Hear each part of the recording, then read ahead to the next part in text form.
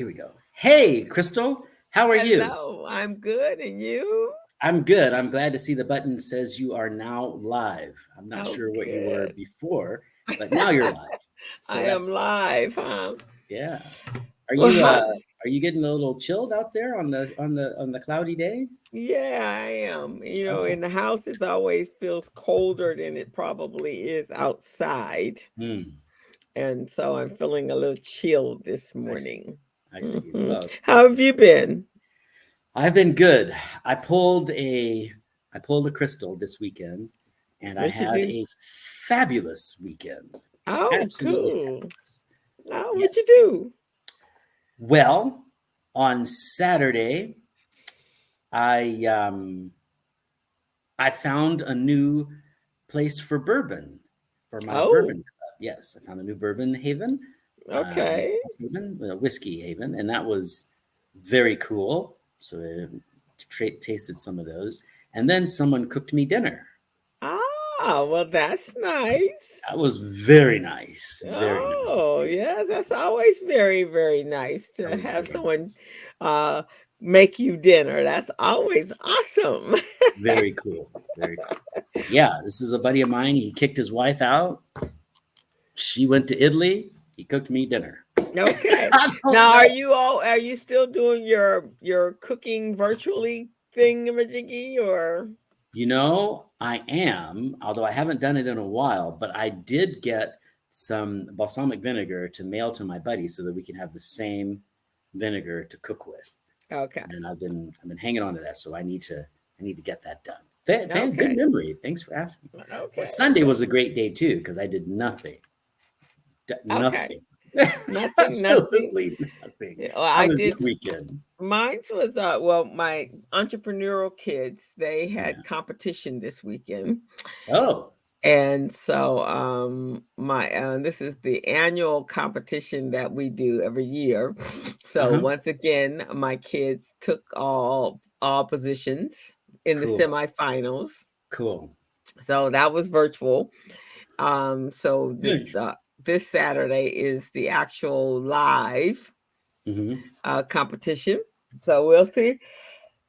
Excuse me. We'll see how they do on Cool. this Saturday. So it's been 3 weeks. I had competition last week. They had competition the week before. Now Oh, there's wow. competition this week. So this week is last 3 weeks have been all about the kids. Yeah. So that's what I've been doing. What else has been going on? This week is I commandeered my calendar. I no coaching at all. I think I only have two teaching two classes, and I have This my coming three week? this week. I'm not seeing Okay. any clients this week other than my Good for you. podcasting, and I think I'm teaching. I have two classes. That's it. So it's all me this week. What are you going to do with yourself? I am resting, much needed rest, and I Okay. still have a couple of people bugging me on the side, but I'm gonna get rid of them so I can be stress free. Um, Good for you. Good for you. my birthday is next Monday, so I am trying to Oh, eliminate stress. That's what I'm okay. trying to do Well, before I'm my probably not the birthday. first, but happy birthday Thank early. you. That's great. So That's great. I am trying to eliminate. I'm leading the week leading into. I don't want it to be like the last 3 months because I have Right. been like, Right. wow. I Well, it, birthdays can last a while. Like mine usually last a month. Mine's So is the whole month. The whole a whole month. month. Yeah. The, whole- So the whole month. you've got some celebrating to do there. I do. I do. I Yeah. do. Yeah, so Yeah. I just wanted to start out where I at least had my peace of mind. Man, I was start my brain was so it was so all over the place and I had to learn to say no to so many people cuz Yeah. people wanted me to I looked up on May 3rd and I have to host an event. Somebody wanted me to teach at the same time I was hosting. I got 2 Mm. classes I'm teaching one. So I'm hosting one at 10, I'm teaching one at 12, and I'm teaching another one at 5. And then Mm. somebody else wanted me to attend another one at 12 at 10 in the morning. It's like, wait a minute. It's just Monday. Yeah, that's Right, exactly. a lot. So I'm saying no, I can't. I can't. Okay. All And I right. won't. There you go. So those are my words coming into this year. No, I can't, and I won't. Wow. Well, it's nice to be in The need. can. People who need people, right? Yeah, I Who need guess. people. But that was my weekend. And then yesterday I spent the whole day. Well, I got my nails done, but I spent the rest of the day in my garden. So it Oh, was very peaceful. there you go. Mhm, Nice. Good for mhm. you. Yeah. Good for So you. I'm sorry. Good for you. Good for you. Good I for you. know. Yeah, because it's just so busy and stressful these days. You got to take out time for self. Crystal, you're absolutely right. But I would put forth that you are always busy. I know. That's why I got to take You out time. never, you never have one of them easy days where you just I sort of know. limp in. So you definitely need stress reduction. Yeah, I do. I Me, on the do. other hand, I probably need to get some stress. I'm, I'm pissing way too many people off. Put that stress back. Mm. But that's good. So our conversation today is do your homework. Yes, because we Okay. always say that, and it's a great thing to do. But I got to thinking that if you tell someone to do their homework and they actually go out and do their homework, they probably did their homework before you told them to do the homework, right? I mean, Yeah. because they already know how to do it. And so I thought, with the things that we deal with, it's probably a good idea to actually give some folks, for lack of a better, little coaching on how exactly do you go out and do the homework, or what is the homework, right? Okay. And I know you've got a great amount of experience in things I know very little about. And so I thought we could just have a conversation about that. Okay. That sounds good. That sounds good. It's always good to pre-plan and prepare and have questions you know, Yeah, like and I be did for this curious. broadcast. Yeah. Have So, questions and be y- curious about what yes. does that look like when that time comes. Okay. So Hmm. I'm gonna read your bio, and then we can Okay. jump right in. I've got it Hmm. right here. Put it in the special Crystal Mitchell bio spot. Okay. Are you ready? I am. Okay. Hello, everyone. Please welcome, or help me welcome, my friend and colleague, Crystal Mitchell. And here's her bio. Number one, she is a business coach and consultant. She's the CEO of Mitchell Business Solutions. She's also co-director of Recycling Black Dollars. Crystal's the co-host of The Business Zone with Crystal and Gilbert, a weekly online radio show.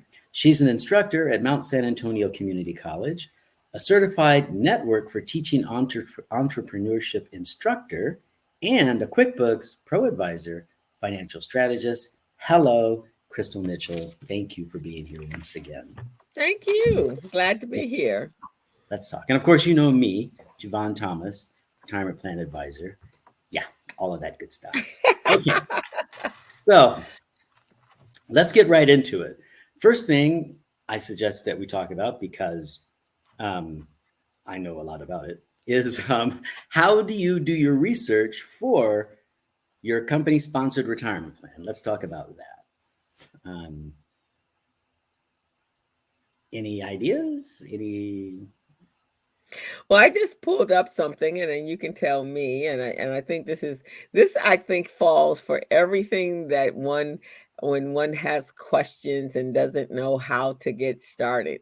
Is it starts with the who, what, when, where, and why. How about that? I think that's great. Let's take those. I think that's actually really good. So I really do. I think that's the deal. Okay, so if we talk, oh goodness, if we start with the first one, the The who, who. right? I think that's kind of difficult because when we talk about retirement plans, the who is not only who it is you're going to be working with, but yourself. You've got to know you. And Mm-hmm. most people think they know themselves. I would say most Mm-hmm. people do know themselves. And I think this is going to apply across most of the things that we talk about today. We know ourselves the way that we think we know ourselves, but we don't know ourselves with regard to how the professional is going to put us into a box. And that sounds worse than what it is, actually, how a professional can put us into a place where they can find the right products for us. uh, because not everybody is the same as everyone else. Some people may consider what they do is not risky because they're doing it. And some people may Mm-hmm. suggest that the same path is not risky because they have plenty of other money and they're not worried about it. So Mm-hmm. it's not necessarily, how much money you have, but how do you feel about it? What's your relationship? And that has a lot to do rather with who you are. So who I'm going to say is who you're going to be working with and who you are. Mm-hmm. Okay, For that's good. most, yeah, okay, cool. Mm-hmm. For most people who work with company sponsored retirement plans, their one part of that who is going to be the advisor that you work with, and if not the advisor, then um, the 800 number that you have to call, right? Mm-hmm. We'll call that group of people the record keeper, the Mm-hmm. people that actually have your plan. They take the money out of your paycheck, and their main job is to put it into the market. That's what they're supposed to do. They hold the stocks. You get the statements from them. They're the big guys on the block. Lots of times, those are insurance companies or investment houses. Mm-hmm. So that's who. The cool thing about the who is you, as the investor, the participant, the client, you're paying them. So you have the right to ask them the craziest questions you can think of. And they have the responsibility to answer in a thoughtful way. And if they're not, then um, you should fire them. You really, really should. You should just get rid of them. So if you're talking with the advisor and you're like, okay, this is who I'm supposed to talk to, have that in your mind that they work for you. They're trying to get you to put more dollars in. And so you can ask them whatever you want. And it's their responsibility to stay on the phone with you for 2 hours, 3 hours, however long it takes, however ways you need to have it broken down. It's their responsibility to do that for you so that you can walk out there and make decisions with confidence. And I think I have been accused of talking to people like they know what I'm talking about. We need to hear like that you're saying English, but you're not making any sense. Right, Um, exactly. Need to be those of us in clear. this business need to do that because it's very easy to get caught up in the jargon, Mm-hmm. and lots of us fall into that trap. And we don't want to be there, but we fall into that trap. So that's the who, your advisor, and whoever's 800 number that you have. Those are the who, along with yourself. You have to be willing to give that advisor a little help, give the big group a little help, so that they can put you into the right category so that they can actually help you. Now, on the other side of that, if you work with a typical financial advisor, they don't always partner with you. They may just do what's best for you. Unfortunately, if you work with a person like myself in your retirement plan or one of those big companies that holds your plan, they haven't been paying me, so I'm not going to say their name, but typically they're huge investment houses. You don't pay them to give you advice and to do what's best for you. That's not the way they work. And there's a very simple answer for that, and is they're afraid to get sued. Because they're afraid that if they give you advice, then you'll take that and you'll do something horrible and you'll sue them. And they have no problem giving you advice because they know so much more than most of us do. But they don't know if you're telling them the truth. They don't know if you're telling them the whole story. So how can they give you advice if they really don't have all your information? If you just have a little snippet of info, they really can't really advise you because they don't know your whole situation. So they stick with what we call guidance. So you've got to participate. Now, that's good and bad because there are lots of people that they don't want to be involved in the conversation. And then there's other folks who say, well, why don't you just do for me what you would do for your mom? A, my mom's dead. B, my mom was dramatically different than you are. So things that work for my mom would not work for you. And Right. C, my mother fired me. So, you have to, you can't, because she just wanted me to do whatever I was supposed to do, right? And then she snuck back in and did what she wanted to do. So if you're that kind of person, you need to make sure you tell your advisor up front, hey, do what you do, and then I'm going to take it away from you. And we'll see how far that goes. Right, exactly. And everybody's needs are different. Your mom's needs, Totally. mom's lifestyle is Yeah, possibly very different than somebody else's lifestyle. Yeah. And now she's not even here anymore. So it Yeah, would be so very her difficult. lifestyle is really different than somebody Right. else's lifestyle. She Very doesn't different. need retirement. Exactly. So you can't really do that. So the who is yourself and the person you're going to deal with, that'd be the advisor, and the big company that they're not a part of. They might be a part of, but they're not necessarily a part of. That's who the who is. The company, the advisor, and you. You're in it. You have to put yourself in there. Okay. That's the who. Let's look at the what. Okay. That's very important. What is this thing, right? In the case of a retirement plan, we're talking about investing in essentially stocks and bonds, but we've got some other things. And I'm just going to say right here that this is kind of like baseball and softball. They use equipment that looks very much the same. In fact, they use pretty much, in many cases, the same equipment, but the game is different. So things that always work in baseball don't always work in softball, right? I mean, if we take a look at girls softball, women's softball, sorry about that, versus women's baseball, it's a different game. It is. It's a different game, right? There might be two women playing, or women may be playing both of them, but the rules are different. The ball looks a little bigger in one of them. There's underhand versus overhand. It's different. And just because they use the same stuff doesn't mean that the games are the same. However, many of the rules apply similarly. So your job as the investor is to find out, okay, what carries over and what doesn't carry over. I'm going to say right here and now, in front of God and everybody, that I think many professionals in the financial services industry have done our participants and our clients a disservice by suggesting that up is always good and down is always bad.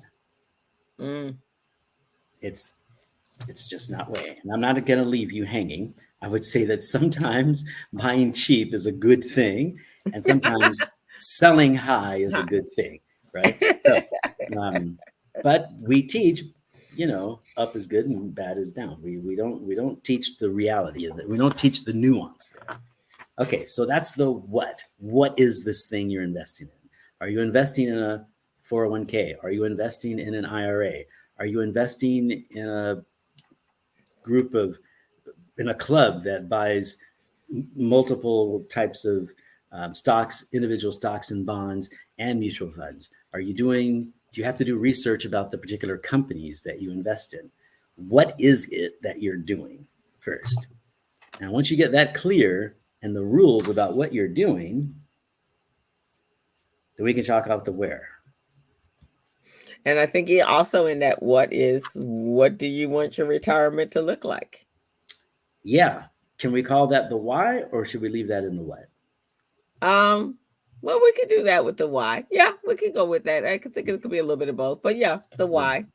I think you're right. It kind of bleeds, right? Mm-hmm. So inherent in that what is, all right, what's this going to look like? What do I Mm-hmm. want it to look like? Yeah. What's it supposed to be? All right. Because And so because then you have to have a dollar amount in there, right? So what does it that look helps. like? Right? Yeah, Yeah, it helps. it does help. What is the financial goal? Right? You know, and for many of us, that's a nebulous thing because we want to have enough so that we can take money out, but we don't necessarily need to have this particular number, right? So if I'm living on $1 million, that means I'm taking out X amount of dollars a month. Do I care if I need X amount of dollars a month? Do I care if that's generating $1 million or if it's generating $2 million? I just want my money to come out when it comes out, right? Right. So, and long as it be enough. right. And the reason I bring that up is often people come to me and they say, okay, I've got this, I got this, I got this. I want to do this in retirement. And we talk to them about what they have.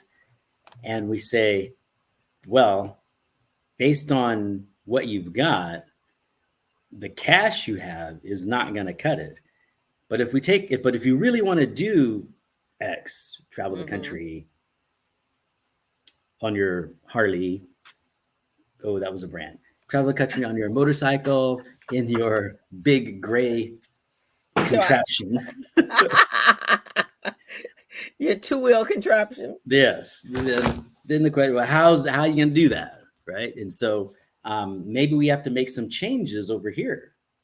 Maybe we got to do a little moving around and massaging over here to make this plan happen.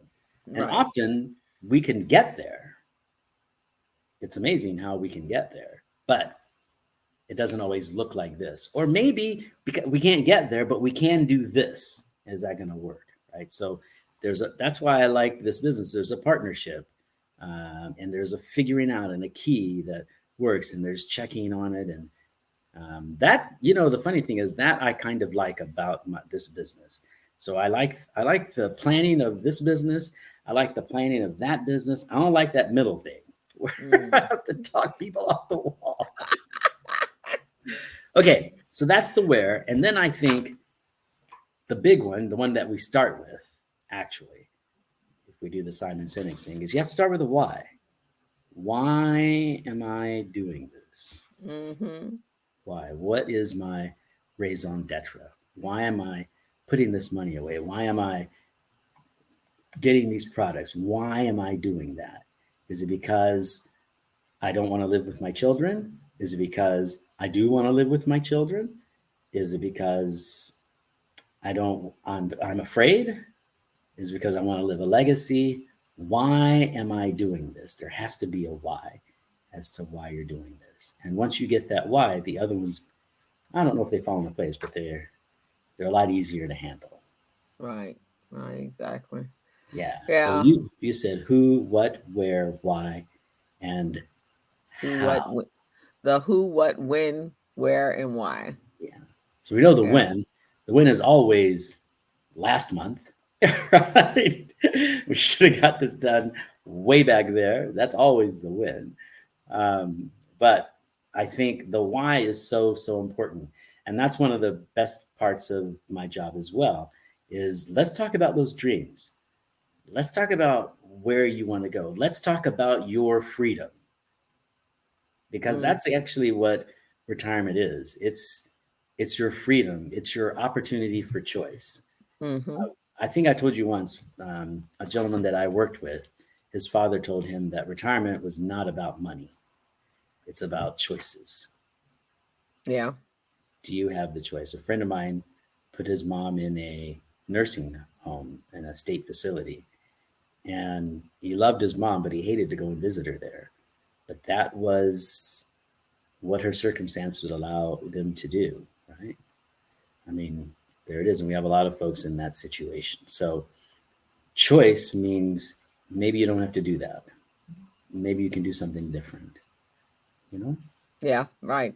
And having to go back and to revisit. I know this weekend through my feeds, it used to be, years and years ago, especially if you were in places like cold places like New York and the Middle East, I mean the Midwest, Florida was the place everybody would go to retire, right?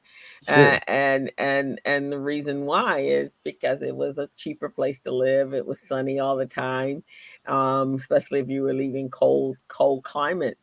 But Florida has become so expensive that if Florida was on your this is where we're honey, this is where we're going to retire, now you'd have to rethink it because they were saying that it's become so much more expensive to live there. Um, Hurricanes are much more frequent than it used to be. Um, that the taxes have become more outrageous. Mm, State taxes have become a little bit more outrageous, and that it just really overall, from a political standpoint, is not as advantageous as it used to be for seniors. mm. That overall is just not the best place for seniors to retire. There you go. And There you go. so things change all the time. So what, you know, 5 years makes a big difference. And especially since the political climate changes every 2 to 5 years, you really got to revisit your list. You really do. There's an old joke that I'll tell you over a beer one day, but I'll give you the punchline now. It's about uh, the wisest man in the world, and someone asked him what was the secret, and of course he said, "This too will change."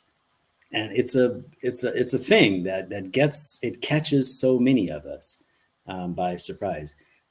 As an investor, we think the market's up and it's going to keep going up, and so we buy in because we think it's going to go get higher. Mhm. And when it starts to go down, we think it's going to keep going down. So Mhm. we sell a little bit and it goes down more, and we sell more, and we sell more, and sell more, and we end up buying high and selling low because we're afraid and because we think it's going to keep going. It's a little bit low now. I better get out what I can. Mhm. Right. So um, that I think that adage is always appropriate, and that is this too will change. We have to keep that in our force space. Yeah. Okay, so that's how the retirement plan works. Let's explore something else. Okay, so one of the big things that people have an issue with, I think, is that emergency fund, right? Mm. Coming from my Mhm. point of view. So if we start with the why, why do you need an emergency fund? Number one, so that you can put more money in your retirement plan. That's one, selfishly. Number two, why you need an emergency plan is because it frees you up. It gives you some comfort. If something goes wrong, you're okay, right? It gives you that backdrop there. Do Right. you need all of it right now? Nope. Just need to start. Just Mhm. start. Every little bit hurts. If Mhm. we look at the who, well, we know the who. That's you and I, right? That's it. Mhm. We need Mhm. to do that. We didn't talk about the how. If we look at the how with regard to emergency fund, I would say, okay, um, a bank is a good idea. I think, as long as you don't have more than 250,000, a bank. Banks Mhm. are good places to put your money.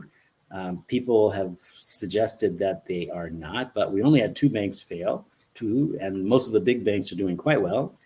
And banks are a good place, but we'll talk about the what later. But I think a bank is a good thing for a where at least. Now the what. All right. So should we use D? Should we use just a banking account? I have mixed emotions about that. What do you think? Um. Well, I mean, if a CD gets you a little bit more interest, and it has that flexibility, Mm-hmm. right? I think you still have to do your homework on what your needs are. Right. Credit unions, credit unions could be Sure. help, could be a little bit more. I don't know if they give you any more interest rates than a bank do, but some people prefer credit unions over banks. Mm-hmm. Yeah. So I think either or of those CDs, I think, give you a little bit more higher interest rates, I believe, don't they? They can. They can. Yeah. Mm-hmm. The Yeah. problem with the CD, in my mind, and this is why I think this is pretty important, is you can't get the money when you want the money. Yeah. I.e., if you have a CD is locked up for 4 months and you need it in month 3, that's tough. Yeah. So maybe a little diversity. Yeah, I think there's always room for diversity, and I think you brought up a very good point. If this is your emergency money, if it truly is, and it doesn't float my boat, but if you think that it's good to have part of it in a CD and part of it made very available, and that's what you call your emergency fund, and if that allows you to sleep alone at night, do that. Or Mm-hmm. if you've got that emergency fund and part of it's ready cash, but part of it's in some type of insurance policy or something that you can get at, Mm-hmm. but it might take you a day or so. Yeah. Right. Right. Right. Um, then if you feel comfortable with that, then by all means do that. The deal with that emergency fund though is that you want to be able to get at it when you need it, when your kid needs the braces, when the person passes away, when you get hit with that extra month's rent or whatever it is. That's you got to get on a plane. Your daughter needs you or whatever. Mm-hmm. That's that emergency cash. You want to have something like you want to have that ready to go there. And the problem with so many CDs is by the time you get your money out, you got that big hit, and then it takes you a Ah, while to get it, and then to you're get like, it. oh, Mm-hmm. I needed this yesterday, So or hassles of that. So but yeah, probably a bank or a credit union. yeah, something like that. Mm-hmm. Mm-hmm. For most of it, anyway, for a big Yeah. bunch, a Big. Yeah. big portion of it. Mm-hmm. So that would be the who. And then if we take a look at the where, I think those are kind of similar. You want to get to it. Having your money in Georgia when you live in California, that could be tough, right? So easy access is good for that. You'll get that. Yeah. Yeah, I'd say so. And I also think this is very important. So, um, depending on one, how long you've been married, if your marriage was a very traditional marriage where the husband took care of all the finances and the wife was not really involved, Yeah. I think there's definitely some conversation that has to take place when you get older. Yes. That it needs to be a conversation that both husband and wife are part of. Yes. Because if someone gets ill or someone dies, there is going to be a spouse that's going to be at a major disadvantage. Very well said. So I think there has to be some conversation, and those roles have to adjust. There has to be some conversation because I somebody's think going to be in the dark, and yes, a child needs to be brought involved, be in probably, to probably. become an advocate for both parents. Yes. Yeah. I totally believe it. I think you're spot on. Number one, the big word you said there was conversation. That Mhm. has to happen. And I know sometimes, you know, we don't like to have those conversations. I can remember when I was a kid, I certainly didn't want to talk about my parents' finances. I don't know when I would have. And I think I didn't until I was in my 30s or 40s. I mean, I didn't really want to have that conversation. I thought my parents were invincible. Why should we talk about that? It's their business. They'll do that. But Mhm. that's the wrong attitude. You know, we needed to have those conversations. Fortunately, we got through that period, but we needed to have those conversations because I used to tell people on the phone when I worked at Vanguard, um, the last person you want to talk to when you're in a situation of remorse, and your loved one has passed away, or you're in a very tight situation, the last person you want to talk to is some disinterested party on the phone. I mean, don't do that to yourself or your loved ones. It's just not good. Help them out. Get the book, that has all the insurance plans in it, all the stuff. It's all in that one place. And if they need someone to help them go through the book so that they understand it, I mean, hope you have the conversation so that they understand what's in there. But if they need someone to help them go through it, pick that relative, pick that attorney, that insurance person, that whoever is that friend of the family, and let them know that's what's up, right? I have colleagues in the industry that have examples of quote unquote the book. My father surprised me with the book. I said to him, "Hey, what happens if you pass away?" He says, "In the book. We got it all in the book." I said, "Where'd you get the book?" He says, "Some of the brothers gave me the book." He has an association with this church group. They call themselves brothers and sisters. So one of the brothers said, "Hey, you need a book," and they beat me to it. I'm like, "That's great, right?" So he's got a book. It's all in there. And he said, "Well," and I said, "Well, who's gonna take care of that?" He says, "Well, I figured you would." I said, "Were you gonna tell me about the book?" Right. So, and it's so funny because right, this month is financial literacy month. So on my other show, that's what I've been discussing all month is financial literacy. And I'm a strong believer that our understanding of money comes from our parents and our parents' parents and our parents' parents. And if it's never a discussion at the home, then it's something that is perpetuated from generation to generation to generation. And so pretty much in our families, it's not a conversation that's discussed. The family finances is not discussed, right? Yeah. And so you don't know how your parents think about money. And so, and they don't feel that's your business, and you don't feel that it's your business to talk to them about it. Right. And so when it comes to critical situations like health issues or retirement or anything, dementia or whatever, everybody's at a loss. Everybody's at a loss. Yeah, you're finding things out. Right, exactly. I have friends of mine who know who's going to get the wedding ring. They know who's going to get the dishes. Yeah. They know who's going to get the house, the land. They have pieces of what their inheritance is going to be. That's a start, I think, right?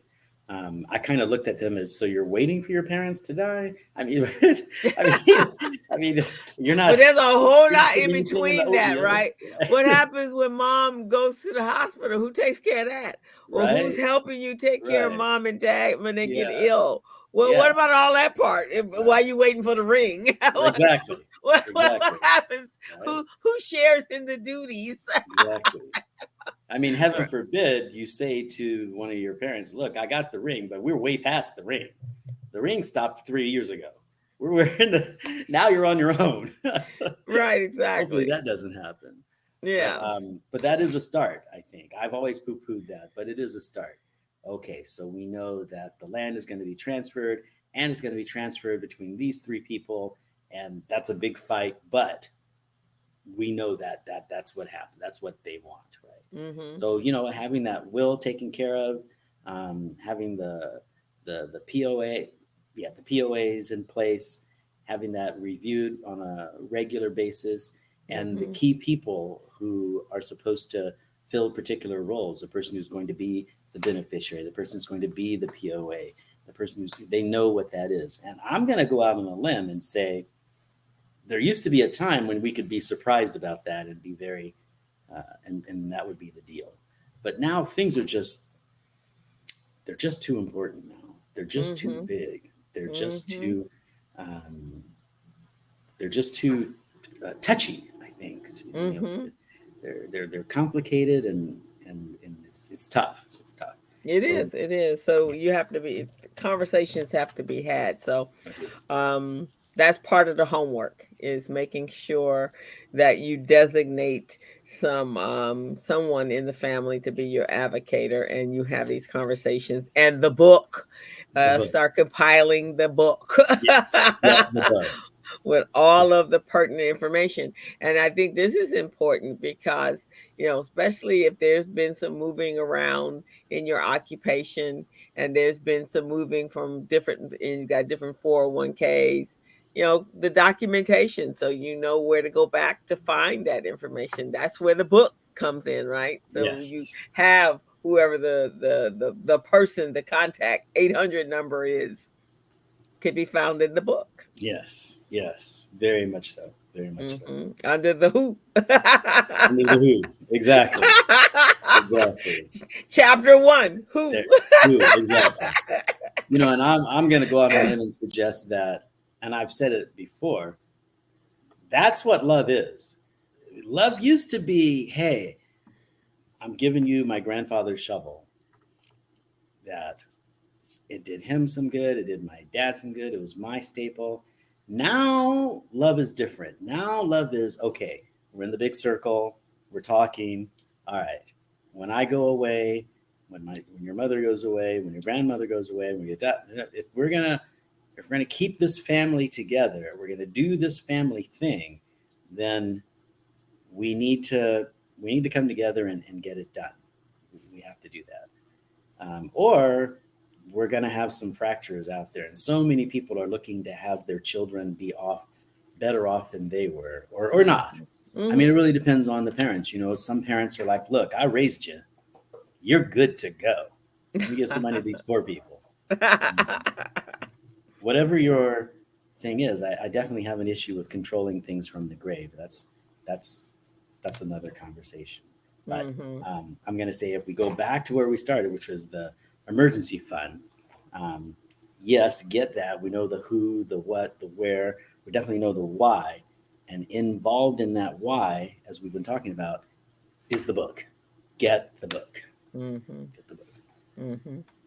And now, Quite, okay, quite agree.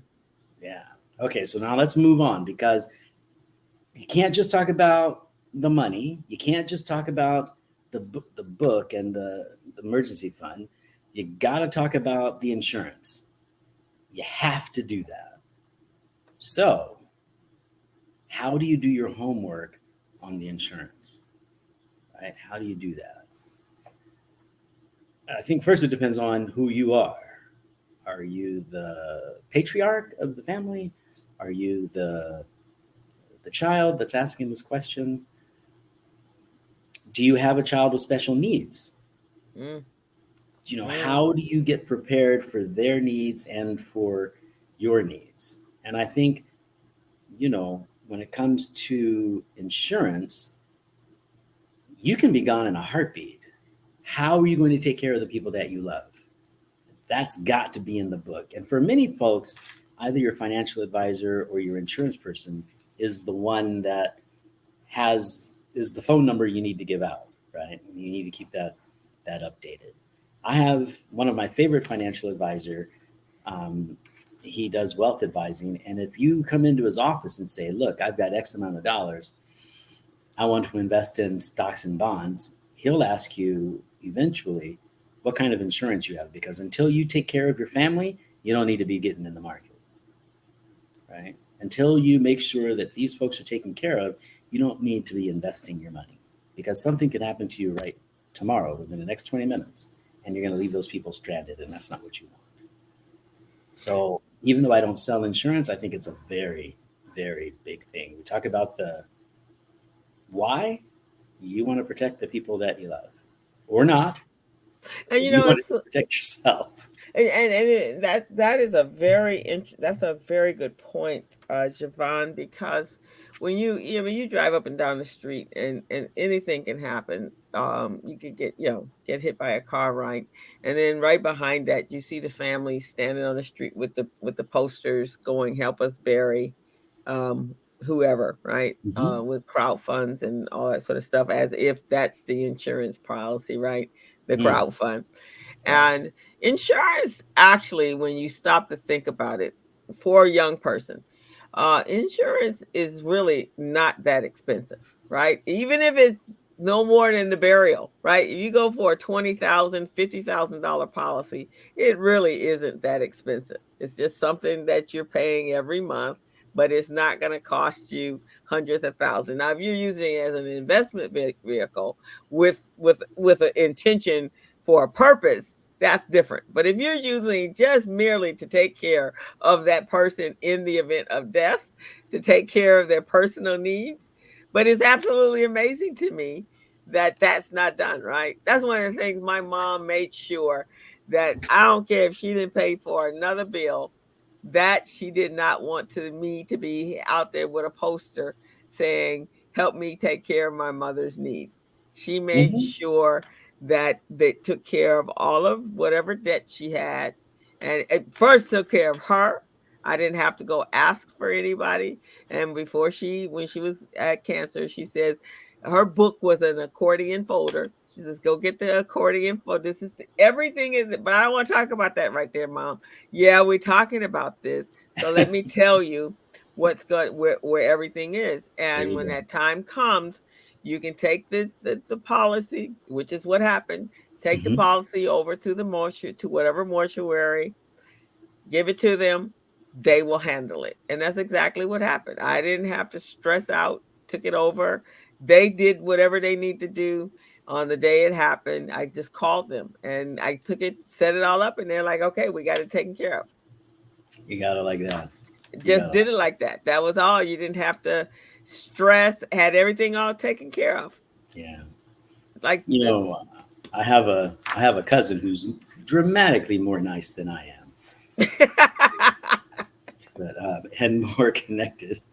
And she's had to face a couple of situations where she's had to do those end of life services for folks, Mhm. and she's been through it once, and so she knows what to do.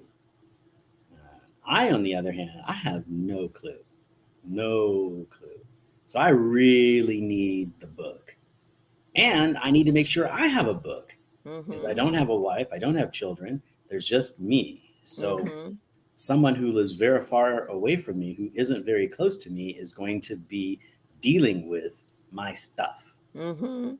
And so that needs to be taken care of, right? Mhm. Not that I have any grandiose plans of being buried in my car or anything like that, but But the basics, right? Who to the basics call. need to be taken Yes. care of, But right? I what, mean, right, exactly. right. Who to call to come to whatever. But yeah, so that's the basic stuff. Um Recently there was a really terrible accident in Los Angeles. It was all over the news. Everybody probably heard of it. A nurse ran through. I think it was deliberate. Actually, I don't know what was going on, but she ran through. She was at a high speed through a very busy intersection at La Brea and Slauson, and she killed 6 people. Mm, Uh, One was a pregnant woman mm, and some children and some other adults. So of course nobody had any plans of that was going to be their last day, but that was their last day. She was intoxicated, so she was living, but 6 people were gone. And so that week, of course, nobody had, plans for that. So that week there were a number of people standing there with posters and collecting money and funds going on, because they were not expecting. And on an average, to bury a person, I mean, you can go minimum, but on an average, it's about 10 grand to for end of life stuff, mm.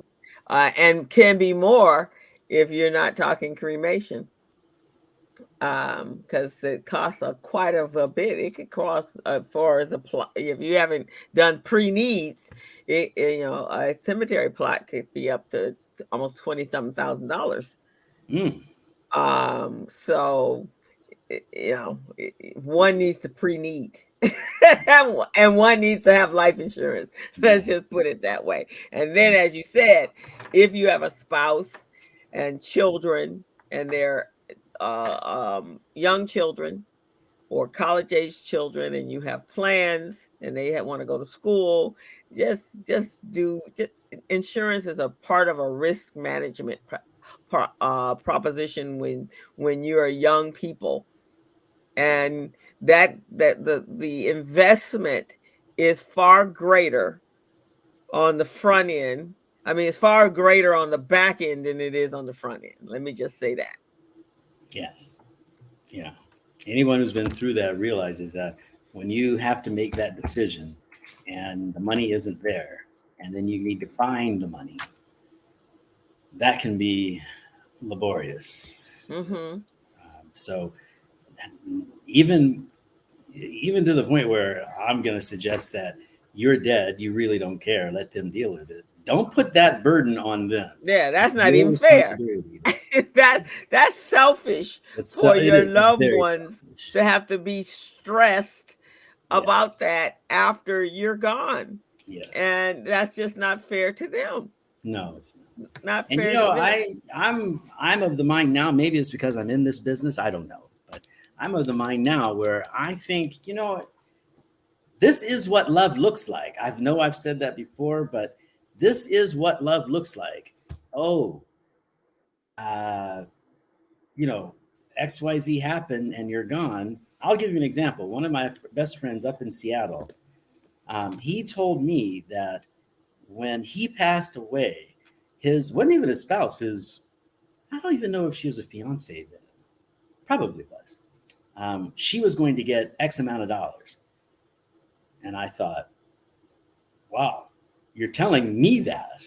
I mean, he wasn't giving me any money, but when he passed away, she was going to get X amount of dollars. And his commitment was to do that. And I don't know if he told her or not, but he made a point of telling me that he had 2 or 3 policies that were going to kick in if he should happen to pass away. And I thought, wow, buying a house might be kind of cool, or getting a better job might be kind of cool.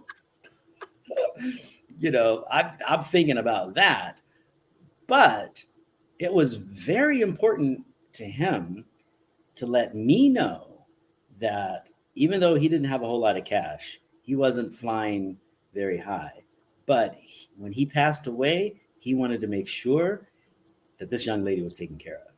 And I thought, that's love. That's real love. I think that's standing up. That's standing up. Yeah. Cause he could have I'm not even here. Why do I care whether she's taken care of or not? But that's love, because he's taking care of her in the afterlife. Mm-hmm. He's making sure he's telling her, I love you from now into the eternity, whether I'm here or not. Okay. And whether if I'm not here, whomever you're with after I'm here, I know are going to be taken care of. That's real love.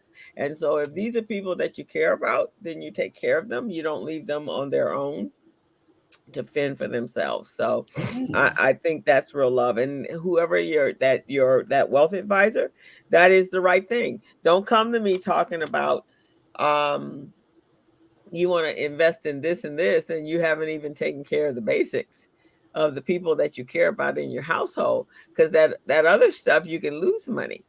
Mm-hmm. Yesterday, I heard a little girl say to her mother, I was standing at the ATM, and the mom was buying lottery tickets, and she was buying significant lottery tickets. And I have my opinion about lottery tickets, but they're my opinion, so I will keep them to myself. I take it you haven't won the lottery in a while. I don't even play the lottery, but and I have my reasons why. Especially once it became a mega lottery, and it's the whole entire country is playing the lottery off of my dollar. So I'm glad you're not talking about it. I know. So anyway, the little girl was standing there with the mom, and the little girl was waiting. And, you know how kids are; they ask all these questions. Right? She goes, "Mom, why do you pay the lottery all the time?" And the mom still putting her money in the slot, and she's in the machine just buying her little cards, her scratch off, and so she just never stopped. I mean, she was buying a whole bunch, whatever she was. She had her weekly allocation, right? Mm. And she goes, "Well, I think it's better than taking it to the casino like your dad does." And I went,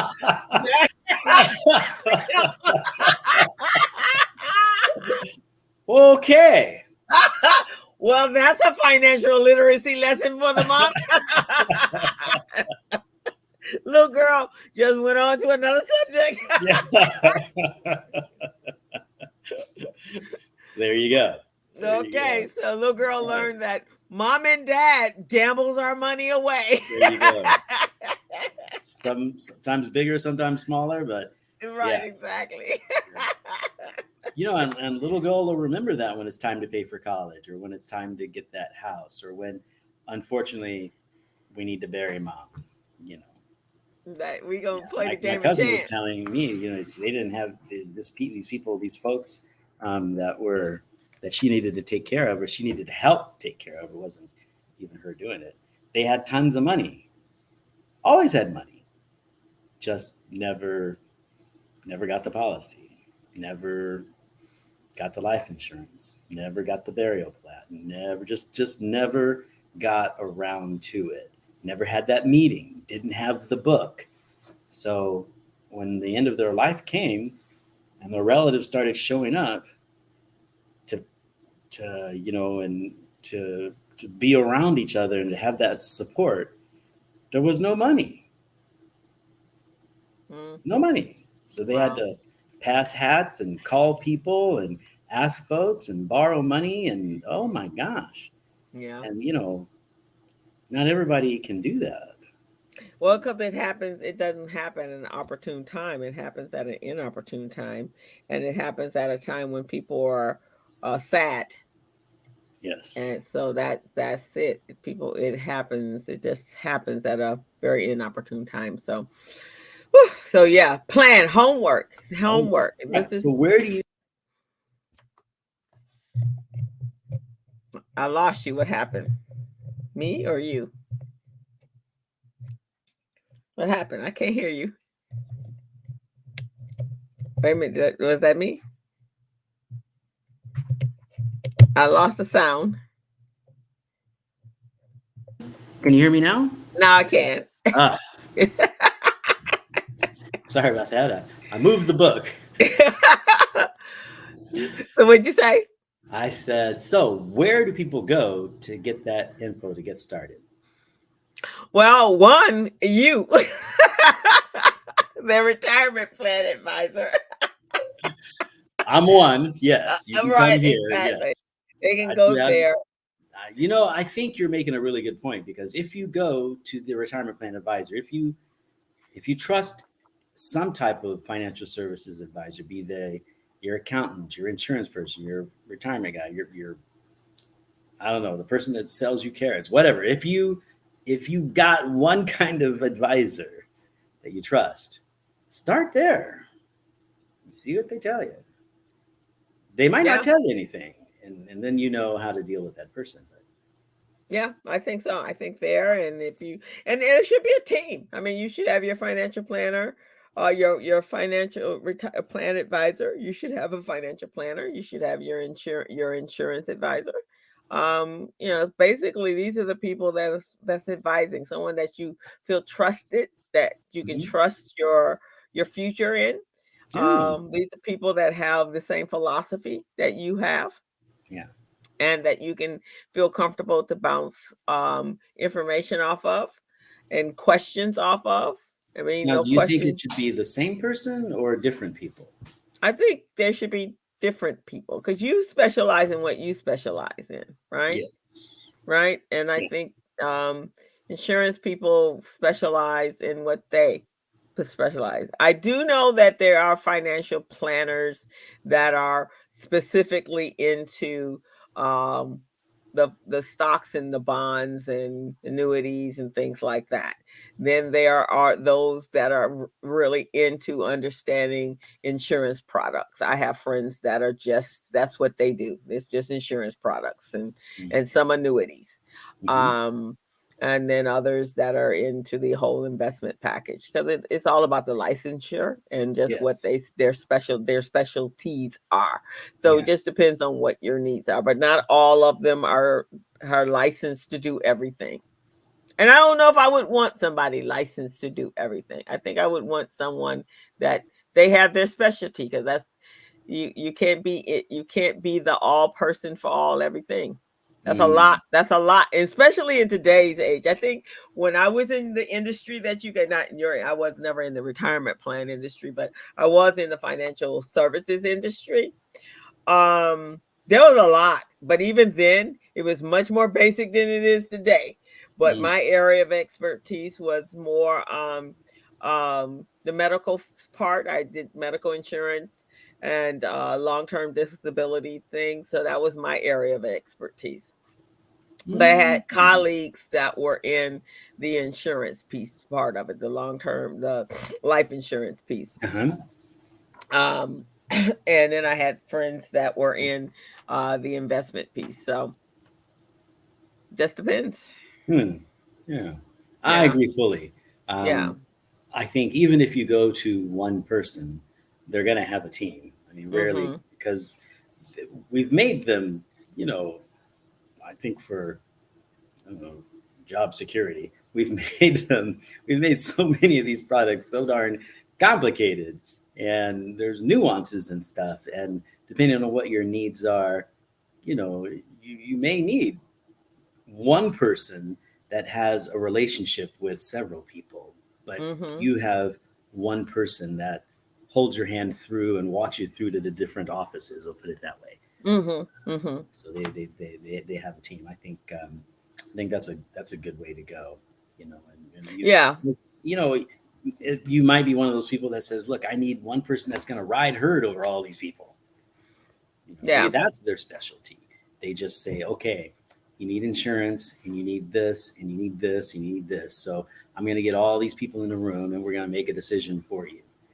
That way you don't, or decision with you Mm-hmm. all together rather than you having to do it all by yourself. I think that works. Yeah, because you're in a firm. I worked for a firm, and they were experts, and they worked as a team. They pretty much weren't backbiting. They were all we were all Yeah. uh, for the same purpose, and it was a good it was a good office. Um, so yeah, but I do think you definitely have to have. People just don't put the emphasis in to how important this is. Even as a single person, they don't put the emphasis in. They do sometimes when their children are getting ready for college and so forth. And I don't even know if they do that early enough because then they start to panic by the time they get to be 12 and 13 years old and college is on the horizon when you really need to be thinking about college when they're in elementary school. Well, I was even younger than that. I mean, Yeah. it's a lot easier to save for things when folks are young than it is when they're in Yeah, college. because school is I just, so expensive today, and if you I got two, just, 3 kids, I was just invited to a birthday party a few months ago for a person who's like two. Like, why are you having a birthday party for someone who's two? And I wanted to say to those parents, forget the birthday party. Just straight up ask people to send 20 or $50. But to send 20 or $50 to put it in if you do the Roth IRA, that's cool. You do it in the education plan, whatever it is, or the future house plan. Just send the 20 or 50. Let's put it in there. yeah, If it's only 10, that's fine.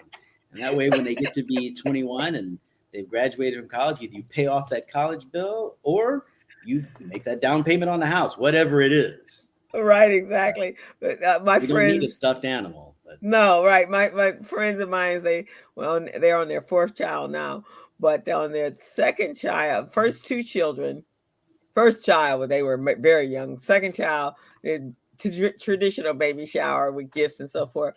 Third child, he's like, don't send gifts. Here's his I don't know if it was some sort of deposit into his IRA or whatever, his college fund. That's what it was. Yeah. Now they're on their fourth baby. I'm assuming we're gonna get the same link into the college fund, because now you got 4 kids. And I guess he's like, okay, y'all keep the stuffed animals, y'all keep the clothes. We got clothes that we can trickle down now. We don't need no baby clothes. We don't need no strollers. We don't need none of that stuff, because we got these things. These babies are 2 years apart. Okay. Send some cash. Just send the cash into the investment fund. There you go. So there you have it. But yes, homework. That's what you guys, and in lieu of it being Financial Literacy Month, and also, the countries in the world is just in some chaos right now, man, and financially, and we don't know what it looks gonna, right now it looks a little like crazy. And we really we need to take a look at it with real open eyes, right? And decisions are being made every single day, and I don't know necessarily if we, the people, the consumers, our best interests are at being taken in hand. I think there's a lot of political bravo going on, so a lot of these decisions are being made for self-interest, and so right now we need to take care of our own interests, and we need to make sure that for right at the present moment, what we're going through, we need to make sure we're caring for our households. That's what we need to do until it balances out. Because right now, there's a whole lot of self-interest campaigning going on. Yes, and not yourself. And not ourselves. It ain't about us. It ain't about them. Yeah. It is about them. I'm looking at our timer, and I'm thinking that we're going to get cut off. Yeah, so we better close out. So, I'm going to suggest that might be the last word. It ain't us. It is them. Right. They're the ones who run in the show. I like it. We need to take care of us. We need to do something about us. Right. And I would say the sooner the better. If you're planning on a family, start now. In fact, that should be the question one of those questions you have before you tie the knot, before you figure out how big and expensive the wedding ought to be and where it should be. That question about what about the kids? What about you? What about mom and dad? What is that situation? Get it all out there, and please, if you do nothing else, get the book. Get it and fill the book up, but get the book. That's what I'm going to say. Get the book. So before we get kicked off, last word, Crystal? Take care of self. Okay. Get the book, take care of self, and do your homework. Do your homework. There you go. All righty. Thank you, everyone. It was wonderful working with you. And it's always a good time hanging with you, Crystal. And we will see you next week. Bye-bye, everyone.